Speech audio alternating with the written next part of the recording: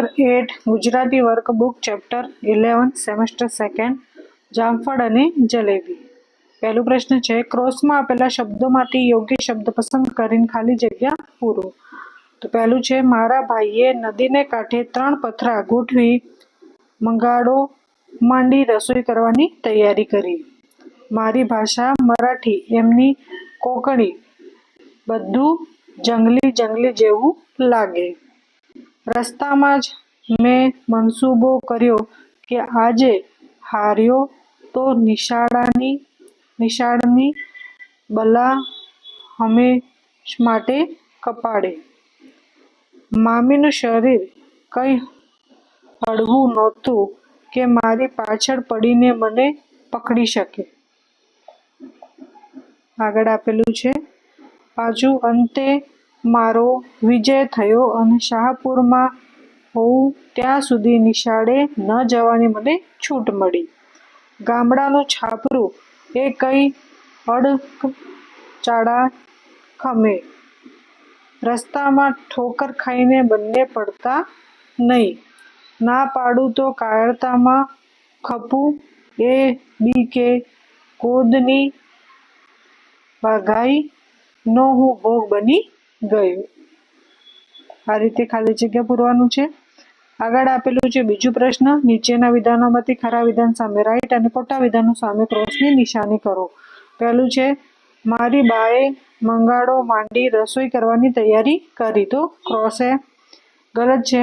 મોડકા માસ્તર હાથમાં pen ઝાલી slate ઉપર સુરેખ અક્ષરે લખી આપતા, તો એ બી ગલત છે। દત્તુ સાવ બાગો છે એવી મામાના ઘરે બધાને ખાતરી થઈ ગઈ, તો રાઈટ છે। મોડકા માસ્તરના ઠૂઠા હાથ જોઈને લેખકને સોટીઓ ખાવાનો ડર લાગ્યો, તો રોંગ છે। બીજા દિવસે લેખકે નિશાળે જવાની ના પાડી, તેમ છતાં લાડુબેને તેમને નિશાળે મૂકવા ગઈ, તો એ બી ગલત છે। આગળ આપેલું છે પ્રશ્ન ત્રીજું, નીચેના પ્રશ્નોના એક એક વાક્યમાં ઉત્તર લખો। પહેલું છે, કાકા કાલેલકરના સમયમાં રેલવે નહોતી તારે મુસાફરી શામાં થતી? તો કાકા કાલેલકરના સમયમાં રેલવે નહોતી ત્યારે મુસાફરી બળદગાડીમાં કે ટાંગા અને ઘોડાગાડીમાં થતી હતી। કે જ્યારે રેલગાડી ન હતી ત્યારે પહેલે કયા રીતે મુસાફરી કરતા હતા? તો बैलगाड़ी होती थी यानी टांगा और घोड़ा गाड़ी होता था। बीजू प्रश्न है, मोड़का मास्तर देखावे અને સ્વભાવે કેવા હતા? તો મોડકા માસ્તર કદમાં ઠીંગણા, બંને હાથ ઠૂઠા અને સ્વભાવે ઉગ્ર હતા। ત્રીજો પ્રશ્ન છે, લેખકને શાળામાં ન જવાની છૂટ મળ્યા પછી તેમણે શાની ઉજવણી શરૂ કરી? તો લેખકને શાળામાં ન જવાની છૂટ મળતા પછી તેમણે ઘરમાં જ રહી લાડુબેનને સાથે લોકવાર્તાઓની ઉજવણી શરૂ કરી। ઘરમાં રહીને જ એને લોકવાર્તાઓની ઉજવણી કરી। ત્રીજો પ્રશ્ન છે, લેખકની માસીના બગીચામાં શું પાકતું? તો લેખકની માસીના બગીચામાં જામફળ બહુ સારા પાકતા। જામફળ ખાધા પછી લેખકે રોજ કરતાં કેમ વધારે ખાધું? તો જામફળ ખાધા પછી લેખકે પોતાની શાખ બેસાડવા માટે રોજ કરતાં વધારે ખાધું। આગળ આપેલું છે છઠ્ઠું પ્રશ્ન, કે લેખકના નાના બાળપણમાં કષ્ટ વેઠવા અંગે શું કહેતા હતા? તો લેખકના નાના કહેતા કે બાળપણમાં કષ્ટ વેઠશો તો મોટેપણે સુખી થશો, તો નાનપણમાં કડવું ખાશો તો મોટપણમાં ગળ્યું મળશે, કે આ લેખકના નાના કહેતા। લેખકના પિતાએ કબાટમાં શું મૂક્યું હતું? તો લેખકના પિતાએ કબાટમાં કડીઓ ભરીને જલેબી મૂકી હતી। કડીઓ ભરીને શું મૂકી હતી? જલેબી મૂકી હતી। દત્તુની જગ્યાએ તમે હો તો મરચાં ખાઓ ખરા? શા માટે?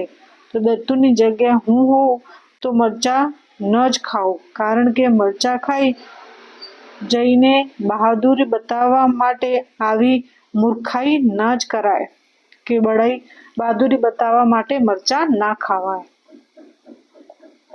આગળ આપેલું છે, નીચેના પ્રશ્નોના ટૂંકમાં ઉત્તર લખો.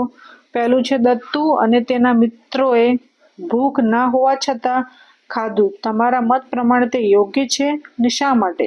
તો દત્તુ અને તેના મિત્રે ભૂખ ન હોવા છતાં ખાધું એ મારા મત પ્રમાણે યોગ્ય નથી, કારણ કે ભૂખ વગર ખાવાથી પાચક રસો બરાબર ઝરતા નથી ને શરીરમાં ખોરાકનું પૂરેપૂરું પાચન થતું નથી. પરિણામે પેટ બગડવાની શક્યતા રહે છે કે જ્યારે ભૂખ ના હોય ત્યારે ખાવાનું ના હોય.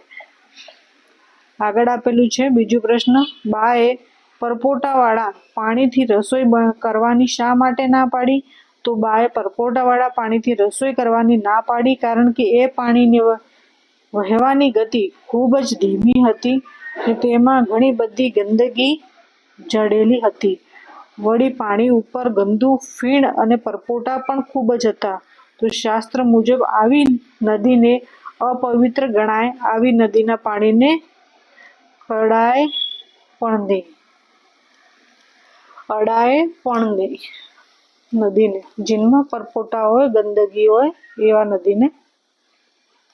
આગળ આપેલું છે ત્રીજું પ્રશ્ન, મોડકા માસ્તરની ભણાવવાની રીત તમને ગમી ને કેમ? તો મોડકા માસ્તરના ભણાવવામાં હોશિયાર હોવા છતાં તેમની ભણાવવાની રીત મને ન ગમી, કારણ કે તેઓ બાળકોને કડક શારીરિક શિક્ષા કરતા હતા અને શારીરિક શિક્ષાથી તો બાળક શાળાથી વિમુખ થઈ જાય.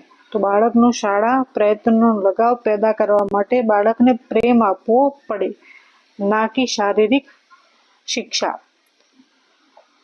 તો આગળ આપેલું છે ચોથો પ્રશ્ન, નાનપણમાં દુઃખ વેઠીએ તો મોટા થયે સુખ મળે. આ વાક્ય સાચું છે ને કેમ?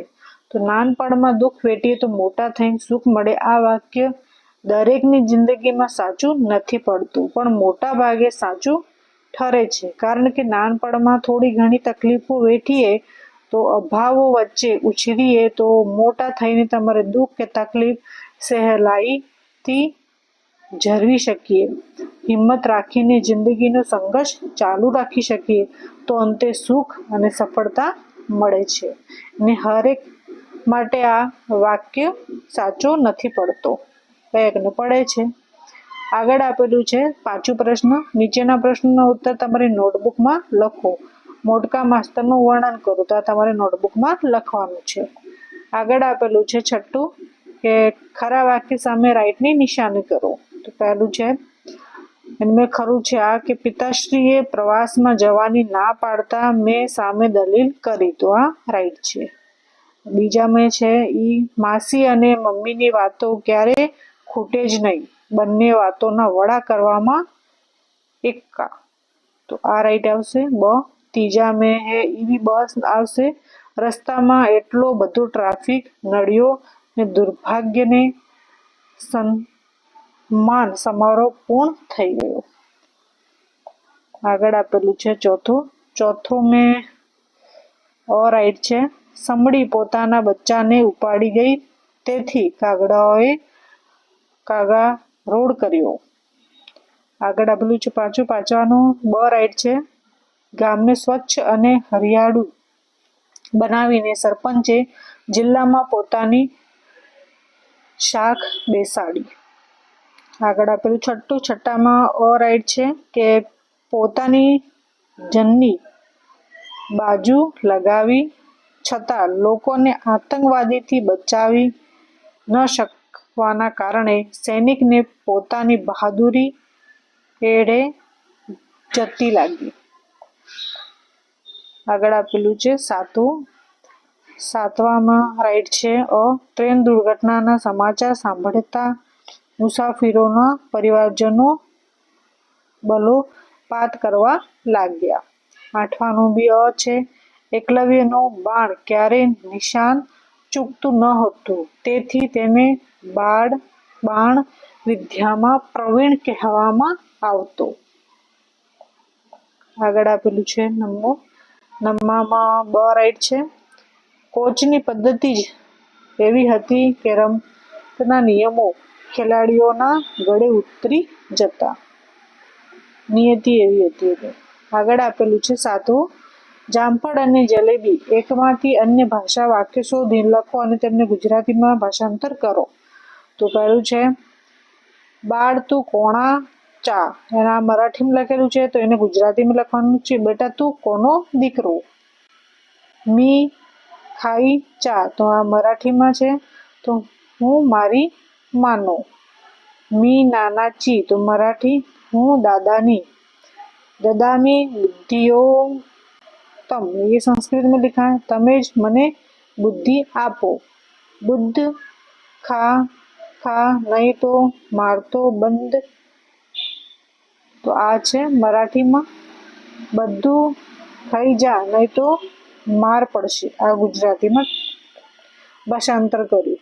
आगळ आपेलुं छे 8 प्रश्न કે આપેલા વાક્યોનો નજીકના અર્થ ધરાવતું વાક્ય એકમાંથી શોધીને લખો. અહીં આપણને સહેજ પણ ભય નથી, હાથથી મારી નહીં શકે તો સોટીની તો વાત જ કેવી. તો એને લખવાનું છે અહીં તો આપણને સલામત છીએ, જ્યાં હાથ જ નહીં ત્યાં સોટીનો ભો શો.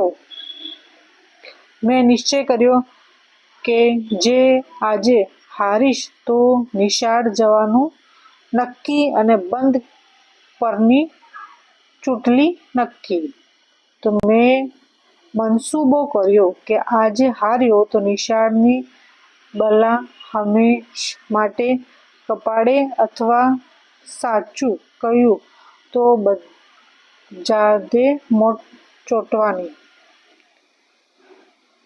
જાંગે ચોંટવાની. ત્રીજું છે છેવટે હું જીત્યો અને શાહપુરની નિશાળે ના જવાની પરવાનગી મળી. અંતે મારો વિજય થયો અને શાહપુરમાં હોઉં ત્યાં સુધી નિશાળે ન જવાની મને છૂટ મળી. આગળ આપેલું છે મારા મામી જાડા હતા તેથી દોડીને મને પકડી શકવા સમર્થ ન હતા. તો મામીનું શરીર કંઈક હળવું નહોતું કે મારી પાછળ પડીને મને પકડી શકે. 5. એવા તોફાન ગામના ઘરનું છાપરું સહન કરી શકે ખરું? તો ગામડાનું છાપરું એ કંઈક એવા અડકાયડા ખમે. મારો જવાબ એટલો પણ મૂર્ખામી ભરેલો ન હતો કે મારો જવાબ કંઈક એટલો બાઘાઈ ભરેલો. બધી જગ્યાએ હું મજાકનો વિષય બની ગયો હતો. જ્યાં જઉં ત્યાં મારી હેટડી થવા લાગી. આગળ આપેલું છે 8. મામાના ઘરે બધા એવું માનવા લાગ્યા કે દત્તુ સાવ મૂર્ખ છે, કે દત્તુ સાવ બાઘો છે. મામાને ઘરે બધાની ખાતરી થઈ ગઈ. કેશુની સૂંઘવાની ક્ષમતા મીંદડી કરતાં પણ વધારે. તો બિલાડીએ પણ ખબર પડે તે પહેલાં કેશુને એની ખબર પડી ગઈ.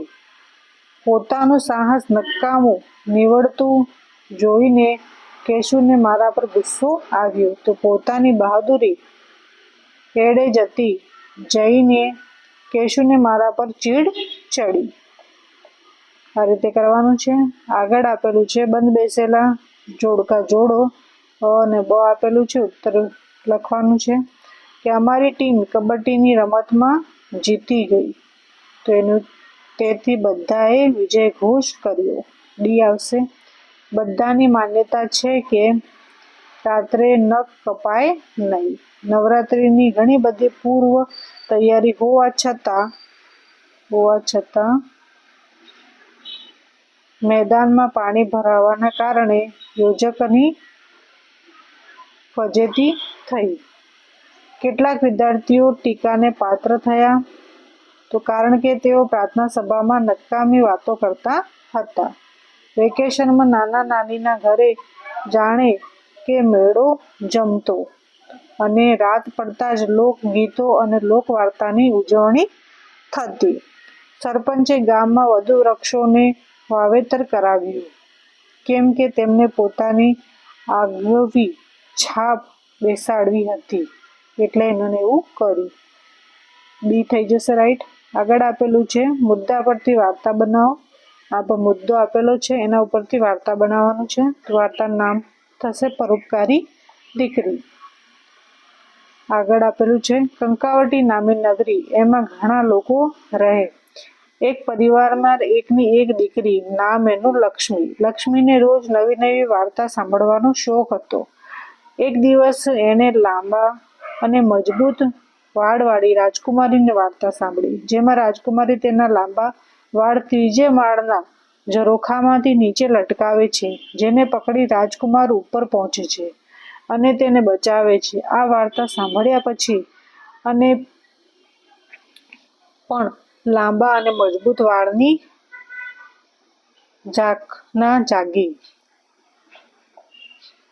એણે ભગવાનના નામે ઉપવાસ શરૂ કર્યા. ઘણા દિવસના ઉપવાસ પછી એક દિવસ ભગવાન તેની સામે પ્રકટ થયા. એમણે લક્ષ્મીને કહ્યું, બોલ દીકરી, તારે શું જોઈએ છે? તો લક્ષ્મીએ કહ્યું, પ્રભુ, મારે પેલી રાજકુમારી જેવા લાંબા અને મજબૂત વાળ જોઈએ છે.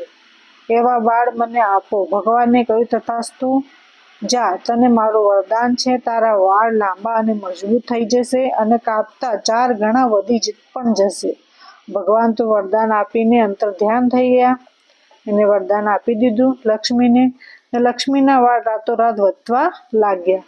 વાળ ખૂબ જ વધ્યા, તેથી લક્ષ્મીએ તેને કાપી લીધા. કાપતાની સાથે વાળ 4 ગણા લાંબા થઈ ગયા. આ તો વરદાન કે અભિશાપ? બાળ વધે એને કાપવા માંડ. કાપેલા વાળનો વ્યાપાર શરૂ કર્યો. એને વાળ વેચીને એને વ્યાપાર શરૂ કર્યો. તો એ અમીર થઈ ગઈ, એને પણ પૈસો આવી ગયો. આગળ આપેલું છે 11. આપેલા શબ્દોમાંથી ઉદાહરણ પ્રમાણે વધુમાં વધુ શબ્દો બનાવો અને લખો.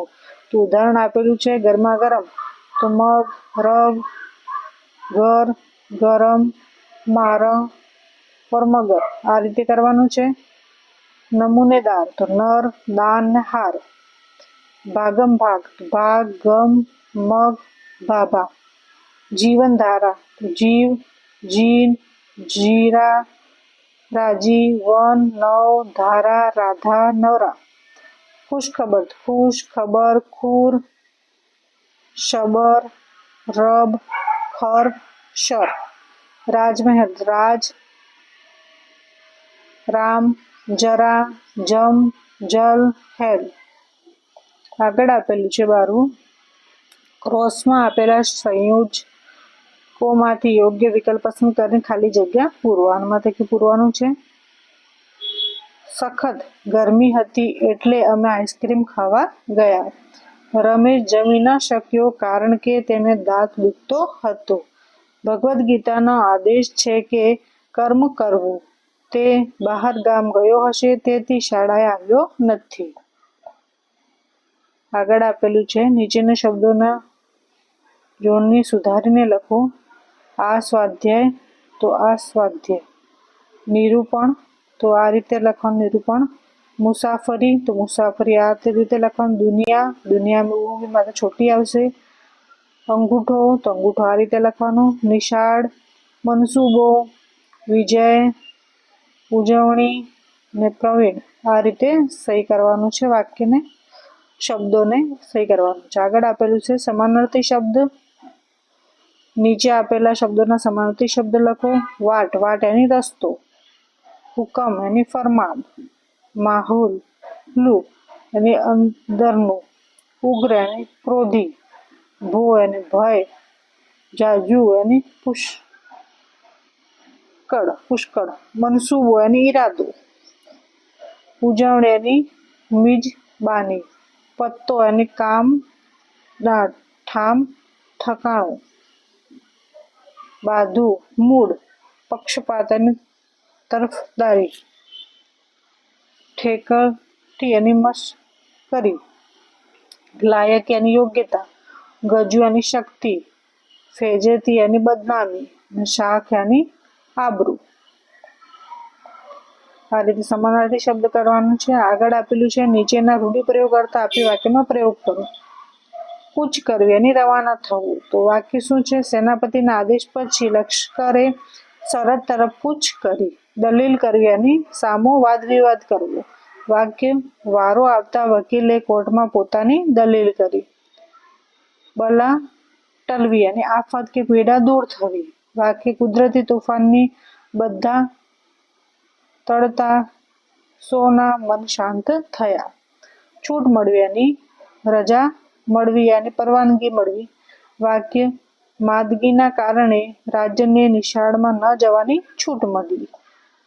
આગળ આપેલું છે લાડ લડાવવા યાની રાજી રાખવું. કેતન ઘરમાં સૌથી નાનો હતો તેથી સૌ તેને લાડ લડાવતા. ગળે ઉતરવું અને સમજવું. બધાની વાત દાદાજીના ગળે ઉતરી તેથી તેઓ દવાખાને ગયા. એડે જવું અને નકામું કે ફોગટ જવું. ઘાયલ યુવક આખરે મૃત્યુ પામ્યો. ડોક્ટરની કરેલી મહેનત પડે ગઈ. આગળ આપેલું છે ચીડ ચડવી અને ગુસ્સો થવો. નાના ભાઈએ ચોકલેટે ખાવાની જીદ ન છોડી ત્યારે મમ્મીએ ચીડ ચડી. આગળ આપેલું છે નીચેના શબ્દોના ક્રોસમાં લખીને ગોઠવીને લખવાનું છે. તો પહેલા આવશે જમીન, જલેબી, જામફળ, જંગ. આ બીજું છે શાહપુરા, સતારા, સલામત, સ્મરણ. મગાડો, મીઠી, મુસાફરી, મોડકા. કૂચ, ફીણ, ભૂખ, હુકુમ. ઉજવણી, નિશાળ, પાછળ, સાધ્ય. આગળ આપેલું છે આપેલા ફકરાનો તમારી પ્રથમ ભાષામાં અનુવાદ કરો. Stars, planets, the moon and other celestial objects came into existence about 13 million years ago. The sun is a star. It's along with its other planets moves about in the space at the speed of 8 lakh kilometers per minute. The sun has its own light. It gives us light and heat. આગળ આપેલું છે પ્રવૃત્તિઓ, જેને આમાં શોધવાનું છે, પ્રવૃત્તિઓ લખવાનું છે. બેવફા અને વફાદાર. ઠીંગણું અને ઊંચું. સલામત, અસલામત. સ્મરણ, વિસ્મરણ. પાછળ, આગળ. સદભાગ્ય, દુર્ભાગ્ય. પવિત્ર, અપવિત્ર. લીલું, સૂકું. બહાદુરી, કાયરતા. નિષ્કામ, સકામ. ગંદુ, સ્વચ્છ. સુરેખ, વાકું ચૂકું. છૂટ, મનાઈ. વિજય, પરાજય. આ રીતે